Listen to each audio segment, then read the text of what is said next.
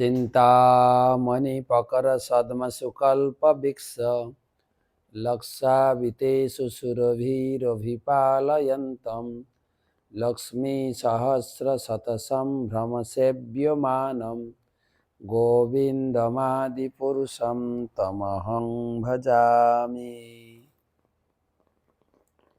वन्दे अहं श्रीगुरो श्रीयुतपदकमलं श्रीगुरून् वैष्णवांश्च श्रीरूपं साग्रजातं सहगण रघुनाथान्वितं तं सजीवं साद्वैतं सावधूतं परिजनसहितं कृष्णचैतन्यदेवं श्रीराधाकृष्णपादान् सहगण ललिता श्रीविशाखान्वितांश्च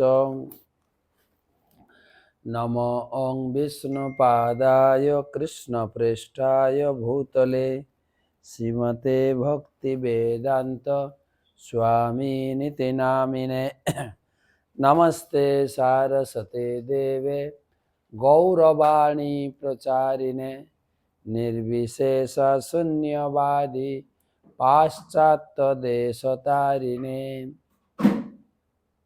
जय श्री कृष्ण चैतन्य प्रभु नित्यानंद श्री अद्वैत गदाधर श्रीवासदि श्री गौर भक्तबिंद हरे कृष्णा कृष्णा कृष्णा हरे हरे हरे राम राम राम हरे हरे। ओं नमो भगवते वासुदेवाय ओं नमो भगवते वासुदेवाय ओं नमो भगवते वासुदेवाय। नारायणं नमस्कृत्य नरं चैव नरोत्तमं देवीं सरस्वतीं व्यासं ततो जयम् उदीरयेत्।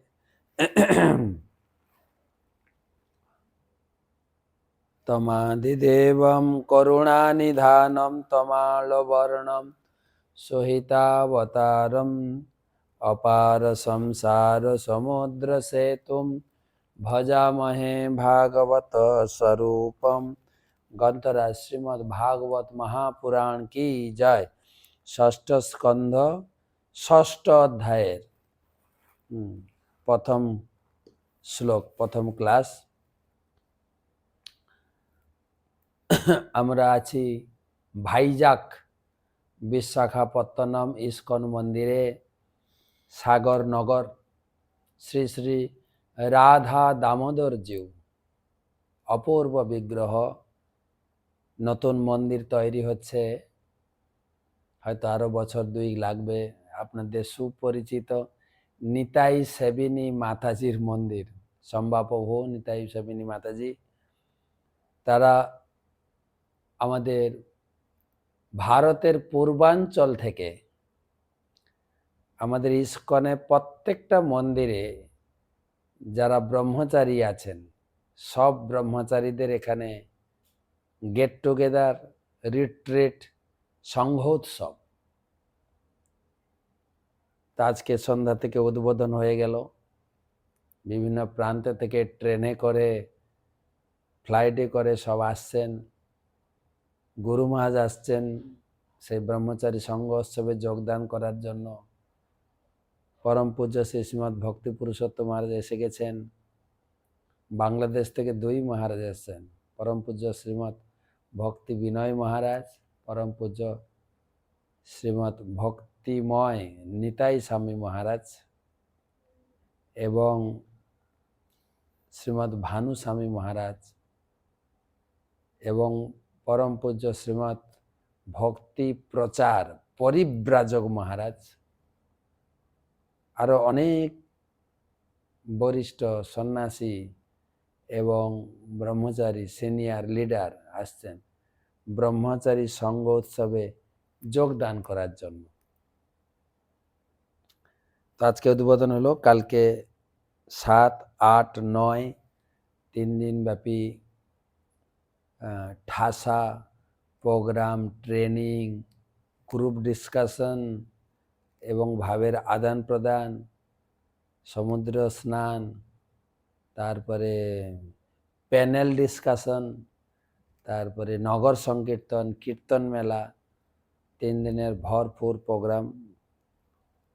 তো তার ভিতরে আমরা এই ভাগবত ক্লাসটাও আমরা করছি। শেষে রাধা দামোদরের শ্রীচরণে বসে সেই আপনাদের বিগ্রহ দর্শন করিয়েছি, মনে দেখেছেন কিনা আমার চ্যানেলে দেখবেন। তো আমরা 5ম অধ্যায় কমপ্লিট করেছি, যেখানে দক্ষের অত্যন্ত ক্রোধ এবং ক্রোধ সামলাতে না পেরে তিনি নারদ মুনিকে অভিশাপ দিয়ে দিলেন। একটা জীবনের দৃষ্টান্তমূলক কিছু শিক্ষা, যে ভক্তি করতে গেলে বা ভক্তির প্রচার করতে গেলে আমাদের অনেক বাধা বিঘ্ন, শুধু তাই না, অভিসম্পাদ হওয়ারও সম্ভাবনা আছে। যীশু খ্রিস্টের ক্ষেত্রেও তিনি প্রচার করতে গিয়ে ক্রুশবিদ্ধ হয়েছে। নিত্যানন্দ প্রভু প্রচার করতে গিয়ে তিনি মার খেয়েছেন। আর এখানে নারদ মুনির ক্ষেত্রে দেখছি তিনি অভিশপ্ত হয়ে গেলেন। এই সমস্ত লীলা থেকে অনেক কিছু শিক্ষণীয়, নিজের ব্যক্তিগত জীবনে, সামাজিক এবং ভক্তি সংঘ জীবনে এগুলো লাভ করা যায়। তো সেই 5ম অধ্যায় সম্পন্ন হয়েছে অভিসম্পাতের মাধ্যমে। আর 6ষ্ঠ অধ্যায়, এরপরে কি হলো? এরপরে কি আবার নারদ মুনি সাহস করে দক্ষের ছেলেদেরকে ভক্ত বানাতে গিয়েছিলেন, ঘর ছাড়াতে গিয়েছিলেন, না কি হলো? না নারদ মুনি প্রচার থামিয়ে দিলেন অভিশাপ হওয়ার পরে? তার পরবর্তী আলোচনা আমরা 1 নম্বর শ্লোক থেকে পড়ব, 6ষ্ঠ অধ্যায়। প্রথমে গুরুদেবের কৃপা আশীর্বাদ প্রার্থনা করি। নমঃ বিষ্ণুপাদায় কৃষ্ণপৃষ্ঠায় ভূতলে শ্রীমতে জয়পতাকা স্বামী নীতি নামিনে নমঃ আচার্য পাদায় নিতাই কৃপা প্রদায়িনে গৌর কথা ধামদায় নগর।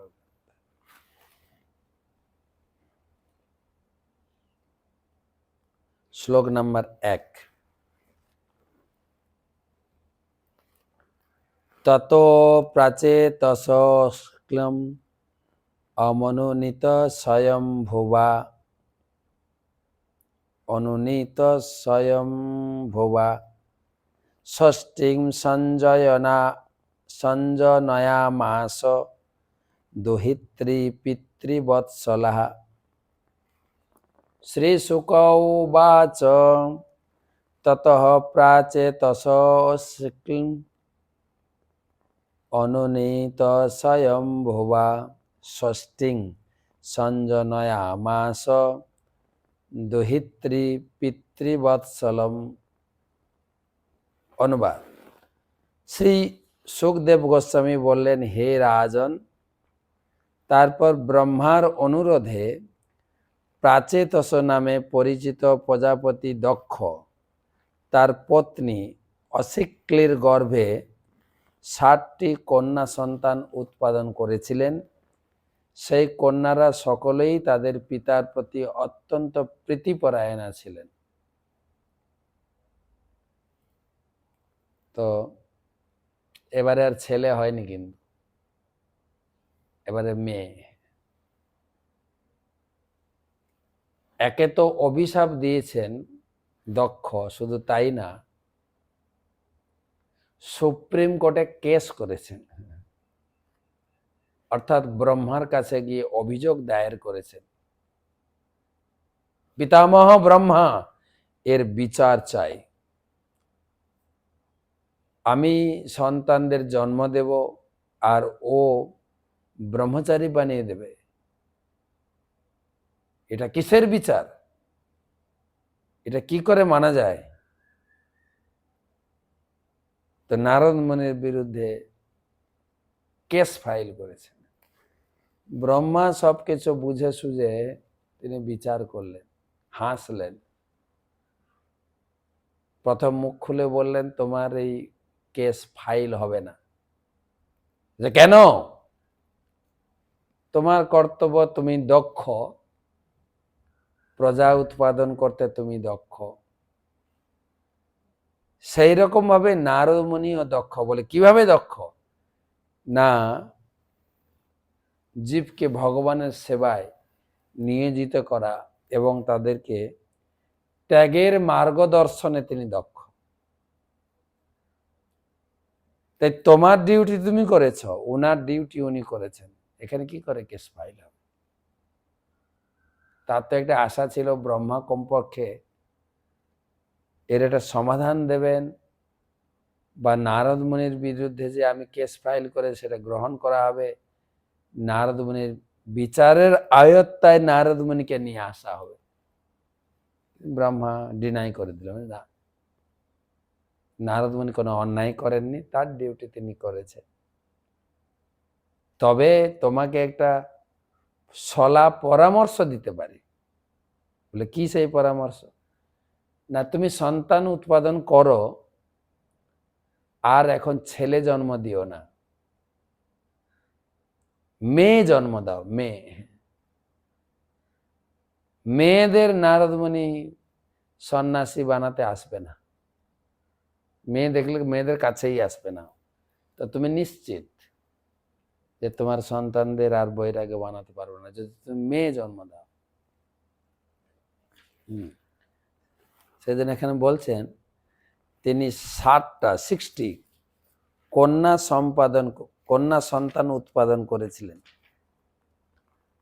আর সেই কন্যারা তাদের পিতার প্রতি অত্যন্ত প্রীতিপরায়ণা ছিলেন।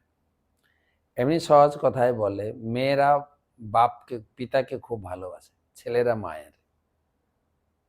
এর মেয়ে ছিল। আর পিতার প্রতি প্রীতিপরায়ণা মানে না, এরা ঘর ছেড়ে যায়নি। এর যুক্তিটা বোঝানো হচ্ছে আগের ছেলেগুলোর মতো এরা পিতাকে ছেড়ে যায়নি। সেজন্য লিখছেন পিতার প্রতি অত্যন্ত প্রীতিপরায়ণ। তাৎপর্যটা পড়ব। প্রভুপাদ সংক্ষেপে তাৎপর্যের ভিতরে অনেকগুলো কথা বলেছে। দক্ষতার বহু পুত্র আর হারানোর ফলে নারায়ণ মুনির প্রতি অজ্ঞাত বশত যে অন্যায় আচরণ করেছিলেন, সেজন্য পরে তিনি অনুতপ্ত হয়েছিলেন। আমরা গত ক্লাসেও পড়েছি যে নারদ মুনি জানতেন, তিনি তো ত্রিকালজ্ঞ, জানতেন কি ঘটবে, যে দক্ষ আমাকে অভিশাপ দেবে,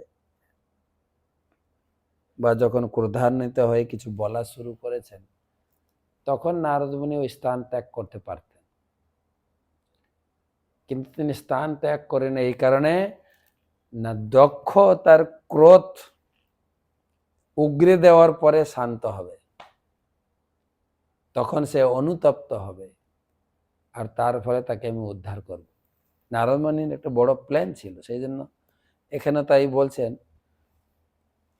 অন্যায়ভাবে নারদের উপরে অভিসম্পাত করার পরে তিনি শান্ত হয়েছিলেন, অনুতপ্ত হয়েছিলেন। ব্রহ্মা তখন দক্ষকে পুনরায় সন্তান উৎপাদন করার নির্দেশ দিয়েছিলেন। ব্রহ্মা বুঝিয়েছিলেন,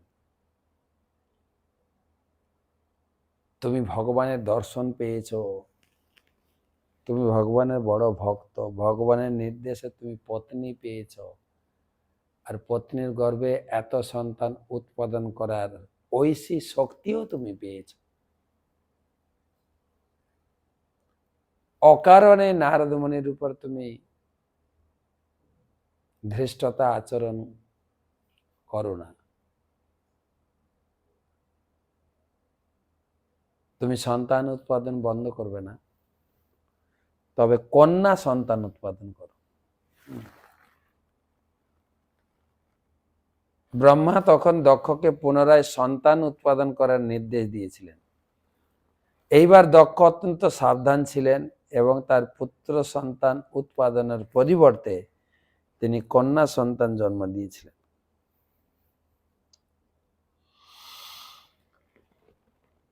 যাতে নারদ মুনি তাদের বৈরাগ্যে অবলম্বন করার উপদেশ দিয়ে বিচলিত না করেন। সন্ন্যাস আশ্রম স্ত্রী লোকদের জন্য নয়, এখানে পরিষ্কার লেখা হয়েছে। কিন্তু সন্ন্যাস আশ্রম স্ত্রী লোকদের জন্য নয়।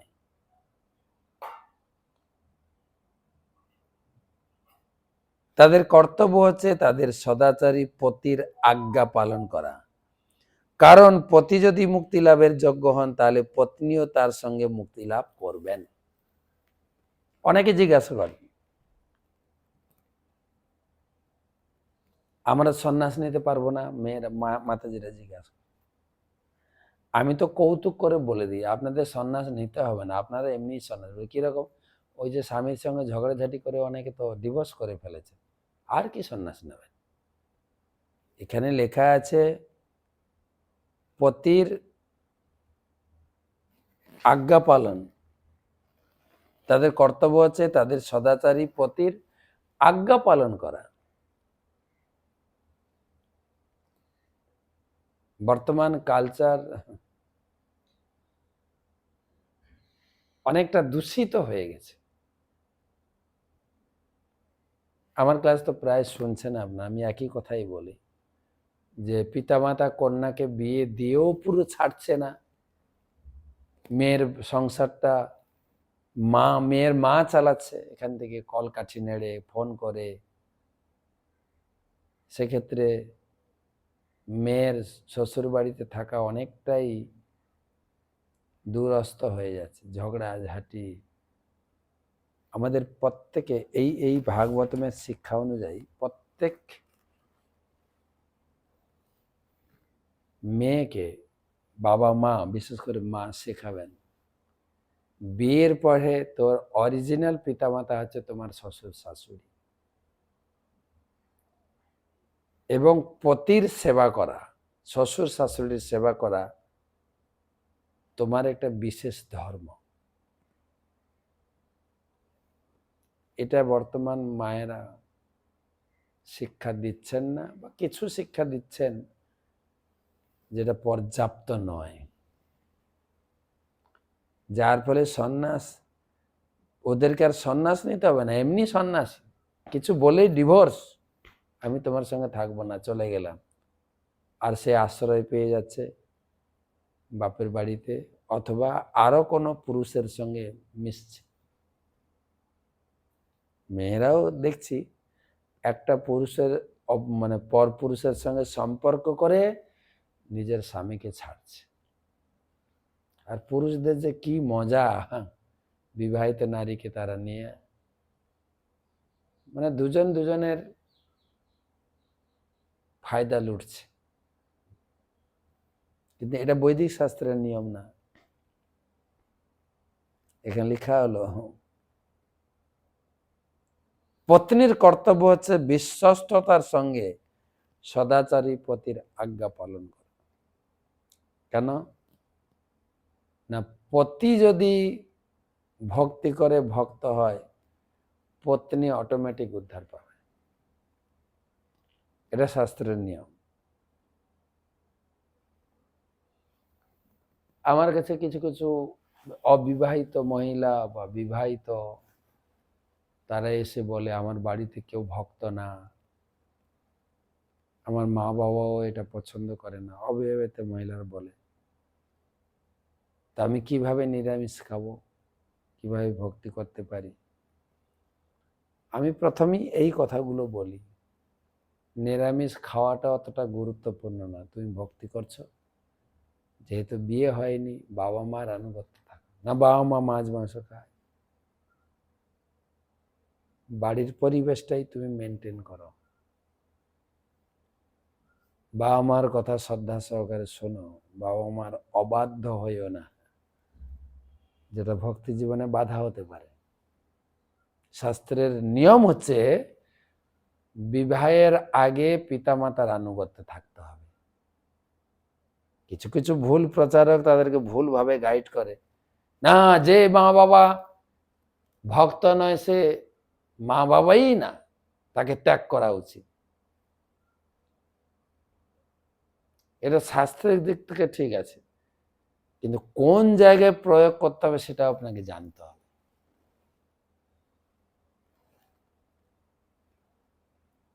স্থান কাল পাত্র ভেদে যদি আপনার প্রচারের অভিজ্ঞতা না থাকে, তাহলে ওটা আপনার প্রচার হবে নাকি? প্রচারের একটা বিড়ম্বনা সৃষ্টি হবে, বাধা সৃষ্টি হচ্ছে।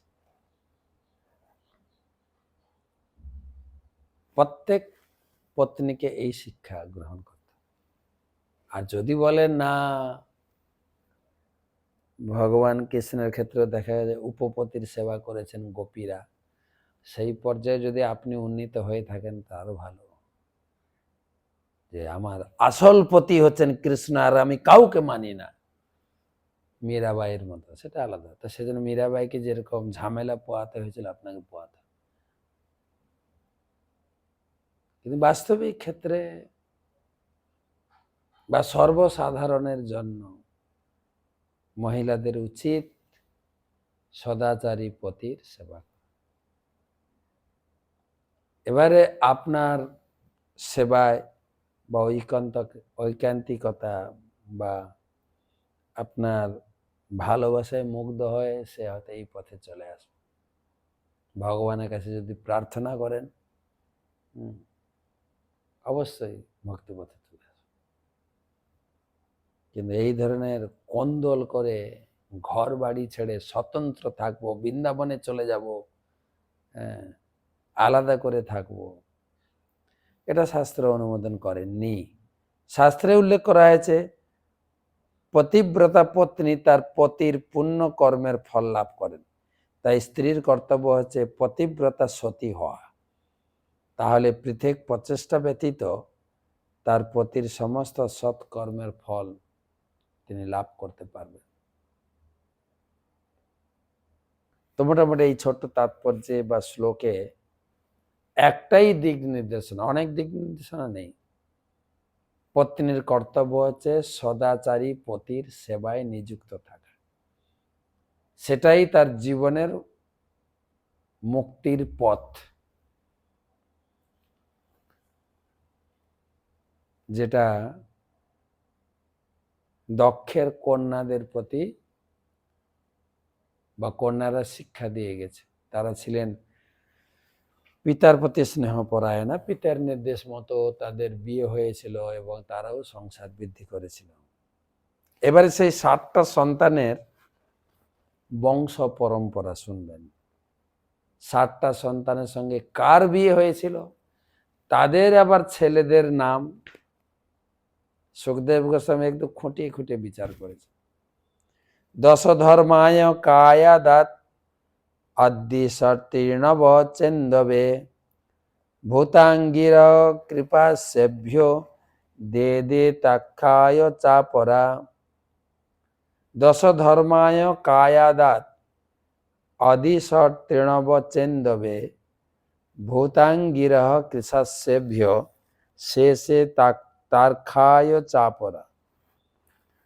তিনি মানে দক্ষ তার 10টি কন্যা ধর্মরাজকে বিয়ে দিয়েছিলেন, 13টি কশ্যপকে, 27টি চন্দ্রদেবকে, অঙ্গিরা, কৃশাস্য ও ভূতকে দুটি দুটি করে কন্যা দিয়েছিলেন। মানে এখানে 3জন 6টা। অন্য 4টি কন্যা তিনি কশ্যপকে সম্প্রদান করেছিলেন। কশ্যপকে প্রথমে 12টা, তারপরে 1টা, তারপরে 4টা, টোটাল কশ্যপকে দিয়েছিলেন 17টি কন্যা। মিলিয়ে দেখবেন সবগুলো মেয়ের বিয়ে হলো কিনা। 10টি ধর্মরাজ, 17টি কশ্যপ, 27 আর 27টি চন্দ্রকে দিয়েছিলেন 54, অঙ্গিরা, কৃশাস্য আর ভূত 2টো করে পেয়েছিলেন, 54 6 60। नाम ध्येयान्नमूषां तं सातपत्यानां च मे शृणु जास्यां प्रसूति प्रसव्यै लोका आपूरितास्त्रयः नाम ध्येयानि मशां तं सापत्यानां च मे शृणु जास्यां प्रसूति प्रसव्यै लोका आपूरिताश्रय आपूरिताश्रय। এখন আপনি আমার কাছ থেকে এই সমস্ত কন্যা এবং তাদের বংশধরদের নাম শ্রবণ করুন যারা ত্রিভুবন পূর্ণ করেছিলেন। এই মেয়েদের কত সন্তান হয়েছিল, তাদের আবার কত সন্তান হয়েছিল। সুখদেব গোস্বামী ব্রেন দেখেন, পুরো লিস্ট টেনে টেনে বলছেন। কোনো নোটবুক বা কোনো কিছু ছিল না, কিন্তু মাথাটাই ছিল একমাত্র নোটবুক।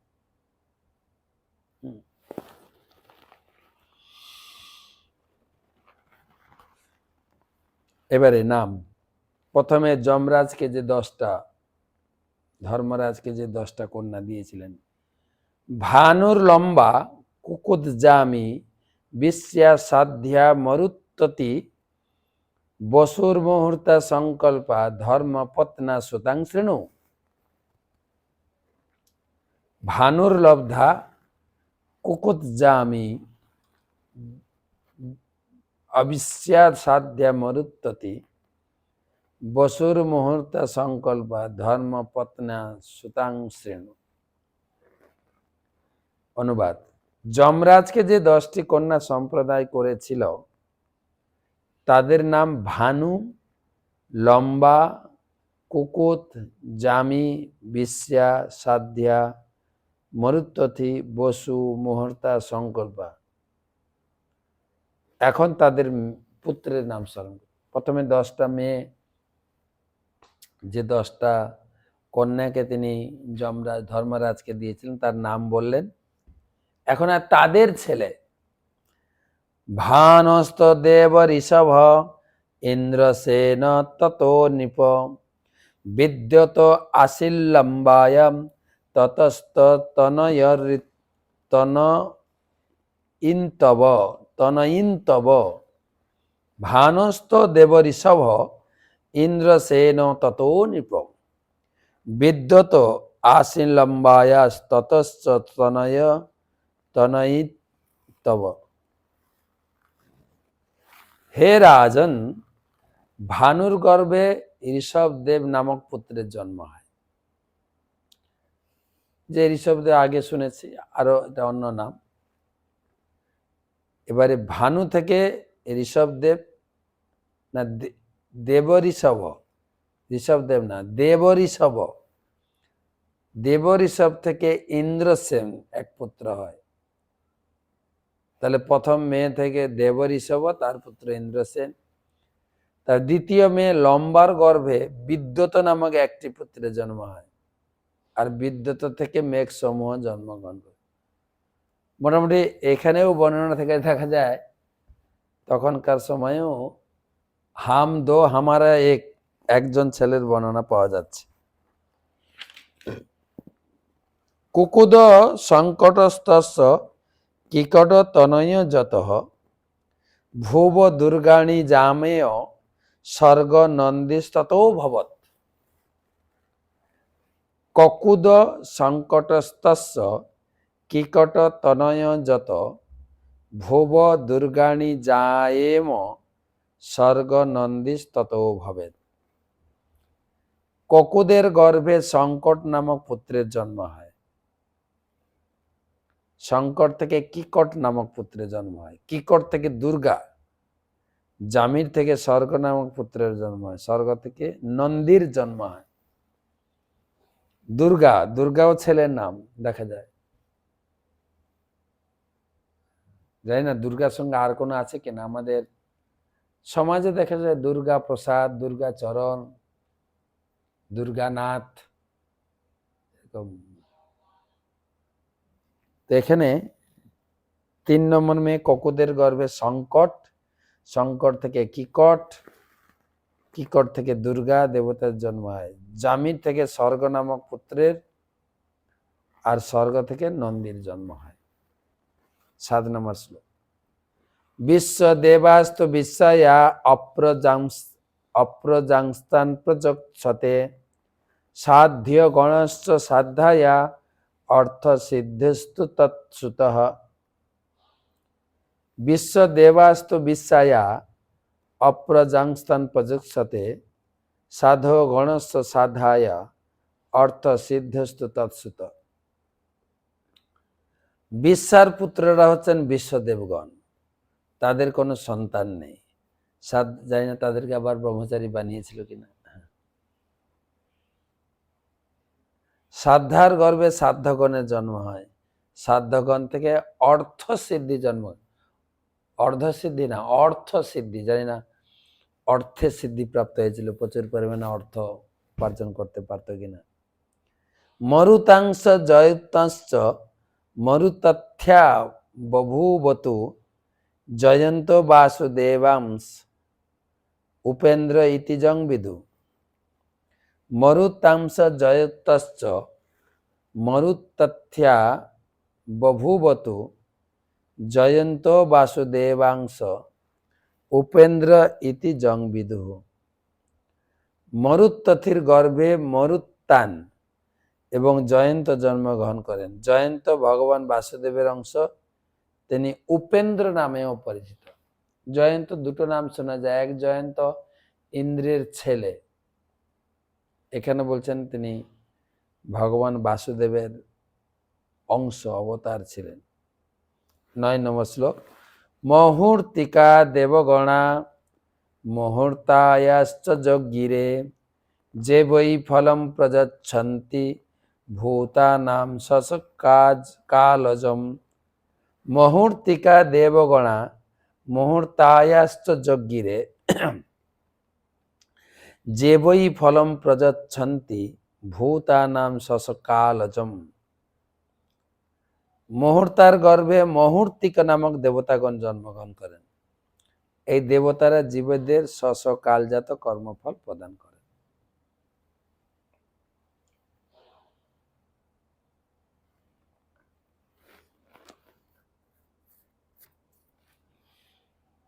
মুহূর্ত, মুহূর্তর ছেলে মুহূর্তিক।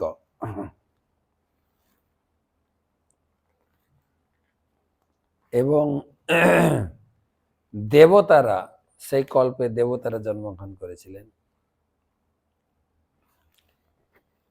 10-11 সংকল্পায়স্তু সংকল্প কাম সংকল্পজ স্মিত বশবহষ্টৌ বশো পুত্রা তেষাং নামানি মে শৃণু। দ্রোণ প্রাণ ধ্রুবর অর্ক অগ্নির্দোষা বাস্তু বিভাবসু দ্রোণসাভিমতে পত্না হর্ষ শোক ভয়াদহ। সংকল্পাস্তু সংকল্প কাম সংকল্প যস্মিত বসুবহষ্টৌ বসো পুত্রা তেষাং নামানি মে শৃণু। দ্রোণ প্রাণ ধ্রুবর অর্ক অগ্নির্দোষা বাস্তু বিভাবসু দ্রোণসাভিমতে পত্না হর্ষ শোক ভয়াদহ।